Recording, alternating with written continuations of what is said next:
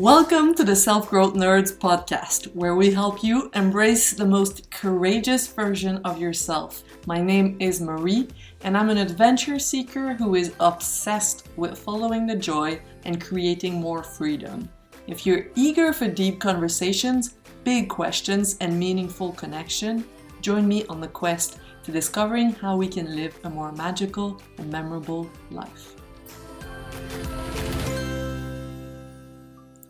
Welcome to episode number 2 of the Self-Growth Nerds podcast. This week, I want to talk about freedom, what I thought it was for the longest time, and how I look at it now. When I was a teenager, freedom was the last day of school. I could stop worrying about what people thought of my hairy legs in gym class and stop feeling like a loser for not knowing what to say when the cool dude sitting in front of me in class would turn around and tell me a joke that wasn't even funny. Summer meant I was going to summer camp for 2 weeks. The 2 weeks out of the year where I could go to a place where no one knew me and I could reinvent myself. Fast forward 10-ish years later, I finished my first degree in television and spent the summer interning as an assistant on a television show in Montreal. I was asked to stand on the street redirecting cars for hours on end and to sweep puddles of water in parking lots for a more perfect shot. Both tasks I was criticized for not doing well enough. So I tell you, I am not a good puddle sweeper. I would watch the crew waste food and disrespect people all day and come home to curl in a ball on the sofa and cry. When I moved to London at the end of that summer, freedom was sitting on the plane listening to Adele's Rolling in the Deep on repeat. I was flying away from the stupid TV show and the toxic relationship I was unable to break up. I was moving overseas to a world of new possibilities. 4 years later, I was still in London, waking up at 5 a.m. and working really hard with my partner on the mobile coffee business that we had started. Going to markets and festivals around London sounded really cool on paper, but I was secretly exhausted and we were just trying to make ends meet. Freedom at that point was the trips back home that my parents paid for me while my partner had to keep working on the business. This was a privilege for sure. And I was super grateful for those trips because they allowed me to just be and to remember that I was funny because apparently my humor didn't work so well with British people. Can you see the pattern here? Freedom to me seems to be when I am able to leave quote-unquote real life behind and breathe again. So in 2019, I thru-hiked the PCT and I was completely free for 6 months. The lightness of being. You know the feeling of going back to work after a vacation when you feel like you have to put your best self back into the closet along with your swimming suit? Well, imagine that feeling after being your best self for 6 whole months. Many thru-hikers go through what's called post-trail depression. And yes, there's the fact that your body goes from moving 8 to 10 hours a day and being fueled by endorphins to barely moving at all. But I think it goes much deeper than that. When thru-hikers say that they miss the trail, or when we feel desperate for a vacation, it's not that we miss the actual woods or the beach or the airplane food or anything else related to vacation. I think what we miss the most is being our best self. What if the longer you live in the shoes of your best self, the more painful it is to leave behind afterwards, to squash back into the closet? Many thru-hikers rebel against the status quo after a thru-hike to look for alternative lifestyles. Some people would say that they are entitled and privileged and irresponsible. And yes, I acknowledge that whoever has their basic needs met and has space for self-realization in their life is truly lucky.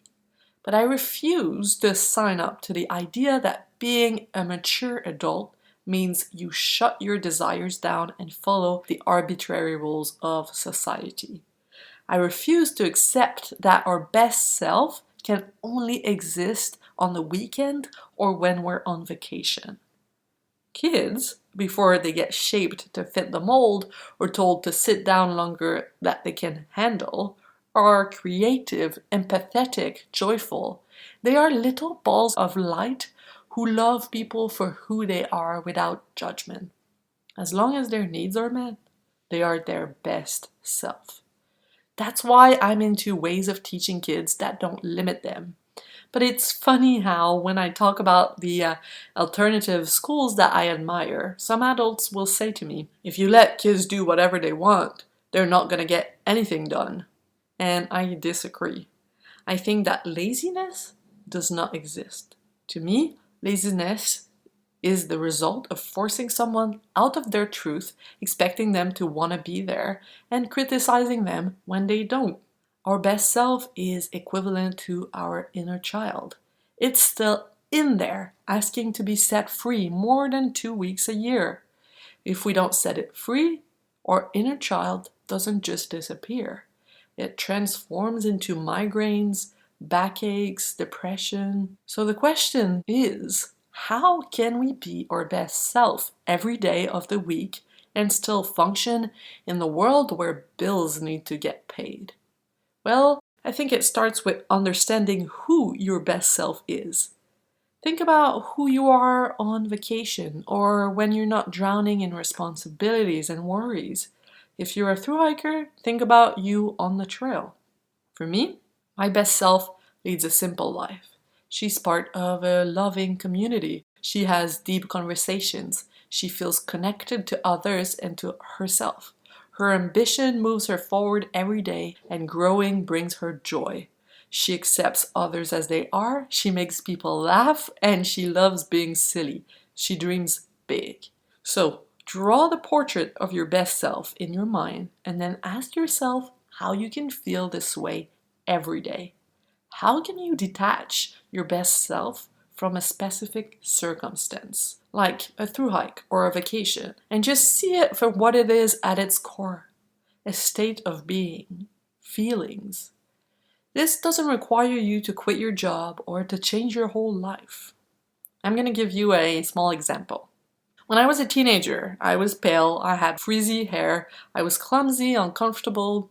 I secretly wanted to be a surfer. I thought if only I was a surfer, I wouldn't feel so awkward about myself. But guys, I suck at swimming.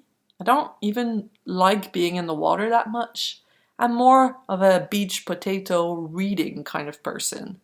I couldn't put two and two together, but I understood not long ago what it was about. I don't want to surf. I want to feel like what I think a surfer feels. That is, self-reliant, strong, naturally beautiful, confident in their skin, etc. I can totally take those feelings away from surfing and apply them to my bookworm life. This is mind-blowing. The possibility to focus on the feelings we want to feel instead of the circumstances that we are in. You don't have to wait for the weekend in order to feel relaxed. You can find ways to feel relaxed today. You don't have to quit your job in order to feel free. You can find ways of feeling free today. And you don't have to finish a thru hike in order to feel proud. You can find ways to feel proud today. And if you think that's too good to be true, keep listening to this podcast, and I'm going to show you how to train your mind into creating any kind of feeling and choosing feelings that will change your reality for the better. It's not the other way around. It's not, I will feel good once I have my dream job, or I will feel confident once I lose the weight. You can start being your best self now, without waiting on the right circumstances. This is what freedom is. And for all the skeptics out there, I hear you. Your rational self comes in with all the limitations, trying to destroy my argument. We love doing that. We love going to court for our limitations, making sure they win so we can stay small and comfortable, but not here while we're together. not on this podcast. You can choose to believe your thoughts or to label them as optional and choose if you want to sign up to them or not. Are they limiting or are they propelling? We're free to choose the thoughts that we believe in. Remember that. That is freedom. That's it for today. Next week, we're going to go deeper into this and look how to recognize the voice of the heart, our best self, and identify the voice of the brain, the ego, trying to protect us from discomfort and, God forbid, joy. So, thank you for being here. And once again, you can join me on the Facebook group, the Self-Growth Nerds Facebook group, where I host a live workshop every week on this week's theme. So I hope to see you there. Have a great week. You just listened to the Self-Growth Nerds podcast. I hope you enjoyed. We publish an episode every Monday, so make sure to subscribe if you want to be notified. I want to thank my friend Etienne Galano for editing this, and I want to thank you, kind-hearted souls, for doing the inner work necessary to grow into your truest self and make the world a better, more beautiful place. My name is Marie, and I will talk to you next week.